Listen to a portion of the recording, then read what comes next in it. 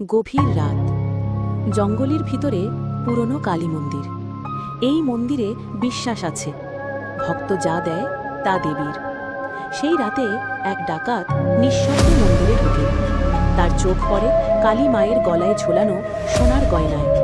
লোভ তাকে অন্ধ করে দেয়। ঠিক তখনই মন্দির কেঁপে ওঠে, আর গর্জে ওঠে এক কণ্ঠ, ভক্তের বিশ্বাসে ছোঁয়া জিনিসে লোভের হাত পড়লে আমি ক্ষমা করি না।